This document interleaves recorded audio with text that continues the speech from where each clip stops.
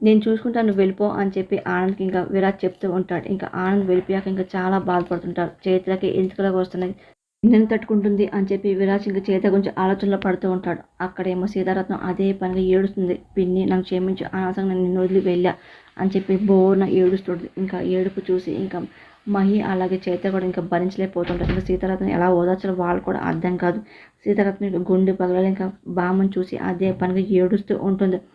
ఇంకా ఏంటి ఇలా జరిగింది, అసలు నేను కూడా తప్పు చేసినట్టే అని చెప్పి మహి కూడా ఫీల్ అవుతుంది. అనవసరంగా ఆ ఫోన్ కాల్ రాగానే ఇంకా బామ్మని ఒంటరిగా వదిలేసి నేను కూడా తప్పు చేశా, మీరు కాదు అని చెప్పి మహి కూడా ఇంకా ఏడుస్తూ ఉంటుంది.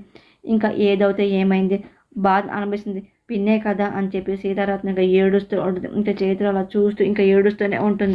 అసలు పిన్నిని చూసి నేను భరించలేకపోతాను. అసలు పిన్ని ఇంకా మాట్లాడలేదు, ఏమీ చేయలేదు. ఇంకా మంచం మీద ఉంటే నాకు బాధ అనిపిస్తుంది, నేను జీర్ణించుకోలేకపోతున్నా అని చెప్పి సీతారత్నం ఇంకా ఏడుస్తూనే ఉంటుంది. ఇంకా అలా చూసి బామ్మని భరించలేకపోతుంది.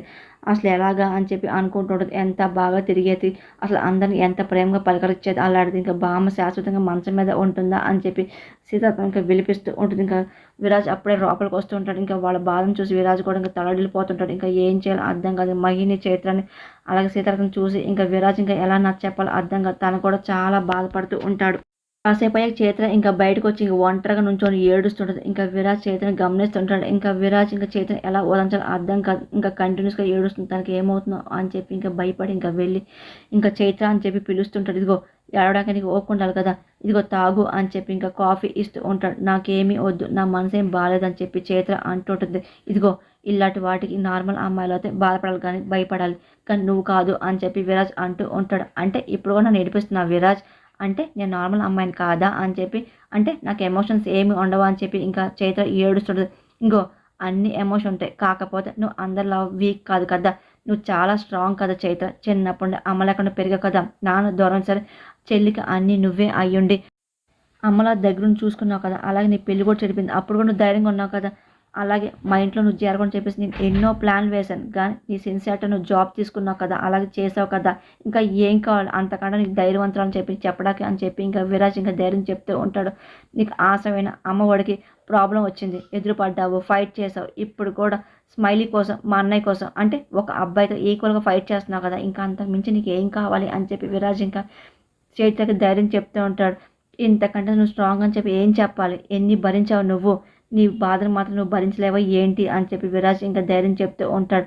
ఇంకా కానీ చైత్ర అప్పుడు కూడా ఏడుస్తూనే ఉంటుంది. ఇంకా చైత్రను చూసి ఇంకా మెల్లిగా స్పెట్స్ తీస్తూ ఉంటాడు. ఇంకో జరగననుకో అన్నీ జరుగుతూనే ఉంటాయి, మనం ఏమీ ఆపలేం, కాకపోతే దీని గురించి బాధపడ్డాం అనుకో గతం మారిపోద్దా, భవిష్యత్తు మనకేం అర్థం కాదు అని చెప్పి ఇంకా స్పెట్స్ చూసి మళ్ళీ చైత్రకి పెడుతూ ఉంటాడు. ఇగో మొత్తం ప్రజెంట్లోనే అన్నీ ఉన్నాయి, నువ్వు చాలా ధైర్యంగా ఉండాలి అని చెప్పి చైత్రని పట్టుకొని ఇంకా విరాజ్ ఇంకా అదే కళ్ళలో సూట్గా చూస్తూ ఇంకా ధైర్యం చెప్తూ ఉంటాడు. ఇంకా చైత్ర ఇంకా అలాగే ఏడుస్తూ వింటుండదు.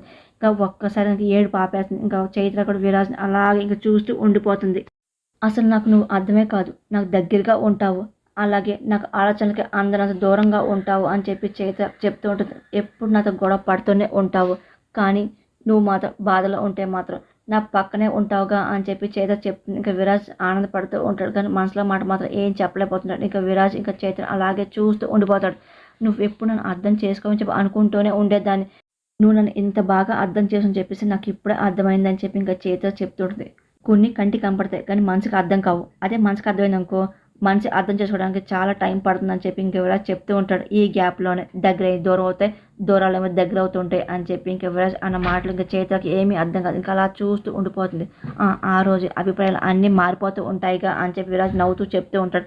కానీ చైత్రకి ఏమీ అర్థం కాదు. ఇంకా అలాగే చైత్ర చూస్తూ ఉండిపోతుంది. ఇంకా విరాజ్ కూడా చైత్రని చూసి ఇంకా నీ మీద ఉన్న కోపం నాకు ప్రేమగా మారింది అని చెప్పి తనలో తను అనుకుంటూ ఉంటాడు. ఇంకా అలా చూస్తుంటాడు. ఇంకా తనకి ఎలా సర్చ్ చెప్పాలి ఇంకా అర్థం కాదు. ఇంకా చెప్పాల్సిన అన్ని ఇంకా విరాజ్ ధైర్యం చెప్తూ ఉంటాడు. ఇంకా చైత్రకి ఏం అర్థం కాదు. ఇప్పుడు కూడా నువ్వేం చెప్తున్నావు నాకు అర్థం కావట్లేదు విరాజ్ అని చెప్పి చైత్ర అంటుంది. టైం వచ్చిన అర్థమవుతాయిలే, సరే జరిగిన దాని గురించి నువ్వేమి భయపడకు, బామ్మ ఈ స్థితిలో ఉన్నందుకు ఎలాగైనా సరే మనం పట్టుకోవాలని చెప్పి నేను శిక్ష పడేలా చేస్తా అని చెప్పి ఇది నా ప్రామిస్ అని చెప్పి విరాజ్ ఇంకా చైత్ర చెప్తూ ఉంటాడు. థ్యాంక్స్ అని చెప్పి అంటుంది. వాడు చేసిన తప్పు వాడు కుమ్లి పశ్చాత్తాపం పడేలా శిక్ష పడాలి, వాడిని మాత్రం అసలు వదలకూడదు అని చెప్పి చైత్ర కూడా చాలా ఆవేశంగా మాట్లాడుతుంటుంది. ఇంకా బామ్మని హాస్పిటల్ నుండి ఇంటికి తీసుకొస్తారు. ఇంకా విరాజ్ కూడా తోడుగా ఉంటాడు. ఇంకా పృథ్వీ తెలిసి ఇంటికి వస్తూ ఉంటాడు. ఈ పాటికి బామ్మ చచ్చిపోయిందే అనుకుంటూ ఉంటాడు. అసలు ఏంటి ఏడుపులు పడబొబ్బులు లేవు అని చెప్పి సైలెంట్గా వింటూ ఉంటాడు. ఓ ఆత్మశాంతి కోసం మౌనం పాటిస్తున్నారేమో అని చెప్పి ఇంకా పృథ్వీ అనుకోని ఇంకా మెల్లిగా లోపలికి వస్తూ ఉంటాడు. ఇంకా బామ్మని చూసి ఇంకా ఆశ్రమంలో అందరూ చాలా బాధపడుతూ ఉంటారు. ఇంకా విరాజ్ ఏమో చేతను చూసి భరించలేకపోతూ ఉంటాడు. ఇంకా పృథ్వీ ఏమో ఇప్పటికే ఈ పృథ్వీ 2 కేటలు చేస్తున్నాడు కదా, ఇప్పుడు మళ్ళీ 3వ కేట చేయాలన్నమాట. అబ్బా! లోపల ఆనందంతో, సంతోషంతో పొంగిపోయినా సరే బయటికి మాత్రం విషాదంగా యాక్ట్ చేయాలిగా అని చెప్పి పృథ్వీ తనలో తను అనుకుంటాడు. ఇవన్నీ కొంచెం కష్టమే కాకపోతే ట్రై చేద్దాంలే అని చెప్పి ఇంక కళ్ళెంబట ఇంకా నీళ్ళు వచ్చినట్టుగా యాక్ట్ చేస్తూ మెల్లిగా అమాయకంగా మొహం పెట్టుకొని ఇంకా పృథ్వీ ఇంకా మెల్లిగా లోపలికి వెళ్తూ ఉంటాడు. ఏంటి ఇల్లంతా ఇంత సైలెంట్గా ఉంది అని చెప్పి అనుమానంగా మెల్లిగా పృథ్వీ లోపలికి వెళ్తూ ఉంటాడు. ఇంకా లోపల ఇంకా బామ్మ దగ్గర ఇంకా చైత్రాని ఇంకా అలా చూసి ఇంకా ఓరవలేకపోతున్నాడు. ఏంటి ఇంకా చావలేదు, ఇంకా బతికే ఉందా అని చెప్పి పృథ్వీ ఒకసారి షాక్ ఇంకా చూస్తూ ఉండిపోతాడు. తను మళ్ళీ కంట్రోల్ చేసుకుని మళ్ళీ అమాయకత్వంగా యాక్ట్ చేస్తుంటాడు. ఏంటి ఇంకా చాలని చెప్పి చిరాకు పడుతూ ఇంకా మళ్ళీ ఎక్కడ నిజం తెలిసిపోయిందా అని చెప్పి భయపడుతూ మెల్లిగా ఇంకా లోపలికి వెళ్తూ ఉంటాడు. మీరు ఎందుకు అంత డల్గా ఉన్నా అని చెప్పి పృథ్వీ ఏం తినని అడుగుతూ ఉంటారు. మళ్ళీ బామ్కి ఏమైంది అని చెప్పి పృథ్వీ అడుగుతూ ఉంటాడు. యాక్సిడెంట్ అయిందని చెప్పి ఇంక సీతారాం అడుగుతుంది. ఏంటి యాక్సిడెంట్ అయిందా, ఇంట్లో ఉండాలిగా అని చెప్పి పృథ్వీ ఏమి తినడానికి అమాయకంగా యాక్ట్ చేస్తుంటాడు. అసలు ఏం జరిగింది ఆంటీ అని చెప్పి పృథ్వీ అడుగుతుంటాడు. ఇంకా సీతారత్నం మొత్తం అంత జరిగిన విషయం అంతా పృథ్వీకి చెప్తూ ఉంటుంది. ఏంటి నేను నమ్మలేకపోతున్నాను, అయ్యో ఇంత పెద్దవాడిని పాప మన జాలు కూడా లేకుండా అంత దారుణం కాదు గుద్దాడు అని చెప్పి ఇంకా పృథ్వీ యాక్ట్ చేస్తూ ఉంటాడు. ఇంకా ఎవరైనా నోట్ చేసుకున్నారా అని చెప్పి పృథ్వీ కంగారుగా అడుగుతూ ఉంటాడు. ఏమీ తెలియనట్టు లేదు, ఎవరు చూడలేదు, బామ్మకి యాక్షన్ అని చెప్పి కంగారుతో ఇంకా ఎవరు పట్టించుకోలేదని చెప్పి చేత విషయం చెప్తుండదు. ఇంకా పృథ్వీ లోపల చాలా సంతోషపడిపోతూ ఉంటాడు. అసలు ఎవరు చేస్తున్నారు, ఎందుకు చేస్తున్నారు మాకు తెలియట్లేదు అని చెప్పి చేత బోన ఏడుస్తుంటుంది. చేత నువ్వేం కంగారు పడుకో, ఈ రోజు కాకపోతే రేపని వాడు దొరుకుతాడులే అని చెప్పి ఇంకా విరాజ్ చెప్తూ ఉంటాడు. తప్పు చేసిన వాడు ఎక్కువ కాలం ఏం తప్పించుకోలేడులే, వాడు తప్పే వాళ్ళు బయట పెడుతూ ఉంటారు అని చెప్పి ఇంకా విరాజ్ అనగానే నువ్వు ఎన్ని చెప్పినా సరే ఎవరు పట్టుకోలేలే నన్ను అని చెప్పి ఇంకా పృథ్వీ తనలో తను చాలా సంతోషపడిపోతూ ఉంటాడు. పృథ్వీ కావాలని చెప్పి చైత్ర పక్క వెళ్ళి ఇంకా కూర్చుంటాడు. అది చూసి విరాజ్ భరించలేకపోతూ ఉంటాడు. ఏంటి బామింగ్ కోలుకోరా ఏంటి మనతో మాట్లాడ్డా అని చెప్పి పృథ్వీ ఇంకా అమాయకంగా ఏడుస్తూ యాక్ట్ చేస్తూ అడుగుతూ ఉంటాడు. అలా చూసి విరాజ్కి చిరాకు వస్తుంది. తను ఎప్పటికైనా నార్మల్ అవుతాడని చెప్పేసి నేను చాలా హోప్స్ పెట్టుకున్నా అని చెప్పి ఇంకా పృథ్వీ మాట్లాడుతూ ఉంటాడు. ఇంకా విరాజ్కి చిరాకు వస్తూ ఉంటుంది. బాధపడటం చూసి ఒకసారిగా చైత్ర ఇంకా పృథ్వీ భుజం మీద చెయ్యి వేస్తుంది. ఇంకా చూసి విరాజ్ ఇంకా భరించలేకపోతుంటాడు. ఇంకా మొహం తిప్పుకుంటుంటాడు. పృథ్వీ కావాలని చెప్పి ఇంకా విరాజ్ చూసి ఇంకా కావాలని చెప్పి చైత్ర చేయి పట్టుకొని ఇంకా బాధపడడం యాక్ట్ చేస్తుంటాడు. నేను మిమ్మల్ని ఓదార్చాలి కదా, మీరు నన్నేందుకు ఓదార్స్తున్నారు అని చెప్పి పృథ్వీ ఏమి అడుగుతుంటాడు. ఇంకా చైత్ర ఏడుస్తుంటుంది. మన ఇద్దరి పెళ్ళి ఇంకా బామ్మ దగ్గరుండి జరిపిస్తుంది అనుకున్నా, ఏంటిలా జరిగింది చెప్పి ఇంకా పృథ్వీ ఇంకా చైత్ర చేయి పట్టుకొని ఇంకా ఏడుస్తూ ఉంటాడు. ఇంకా విరాజ్కి ఏమో చాలా చిరాకు వస్తుంది. ఇంకా ఏం చేయ మొహాన్ని అలాగే తిప్పుకుంటూ ఉంటాడు. ఇంకా చైత్ర కంటిన్యూస్గా ఏడుస్తూనే ఉంటుంది. అక్కడ హంస ఏమి ఇంకా పని వాళ్ళ మీద అరుస్తుంటుంది. ఏంటి నాకు సలాడ్ ఇవ్వాలని తెలియదా మీకు అని చెప్పి కోపంగా అరుస్తుంటుంది. అమ్మకు సూప్ ఇచ్చారా అని చెప్పి ఇంకా హంస ఇంకా అక్కడ ఉన్న సర్వెంట్స్ మీద అరుస్తూ ఉంటుంది. ఇంకా గోమతి వచ్చి ఏమైంది హంస అని చెప్పి అడుగుతుంటుంది. చూడు వదిన ఒక్కళ్ళు కూడా ఏమీ పని చేయట్లేదు, నువ్వు ఇచ్చిన ఆల్సే అని చెప్పి ఇంకా హంస అంటూ ఉంటుంది. ప్రతిరోజు బాగానే చేస్తారు కదా, ఇవాళ కూరగాయలు రావడం ఆలస్యమైంది, వద్దులే నేను చేస్తా అని చెప్పి గోమతి అనగానే ఇదిగో వదిన నువ్వు వద్దు, ఇంత జీతాలు ఇచ్చేది నువ్వు వంట చేయటాక అని చెప్పి హంస కోపంగా అరుస్తూ ఉంటుంది. పర్లేదులే హంస, మన పని చేసుకోవడం తప్పేం ఉంది అని చెప్పి గోమతి అంటుంది.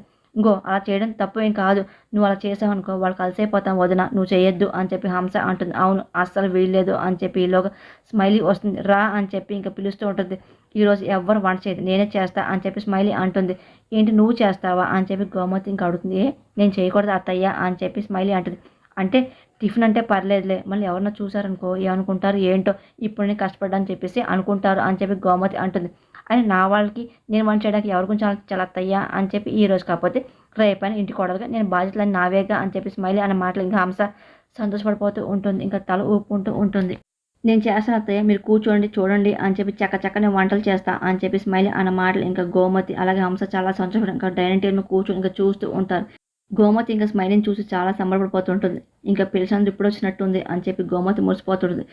ఆంటీ మర్చిపోయాను, పెళ్ళి కూడా దగ్గరకు వచ్చేసింది కదా, మనం షాపింగ్ చేద్దాం అని చెప్పి స్మైలీ అంటుంది. రేపు వెళ్దాం, అప్పుడు ఆనంద్ కూడా చెప్తా సరేనా స్మైలీ అని చెప్పి గోమతి అంటుంది. సరే థ్యాంక్స్ అత్తయ్య అని చెప్పి ఇంకా వంట చేయడం సిద్ధమవుతుంటుంది.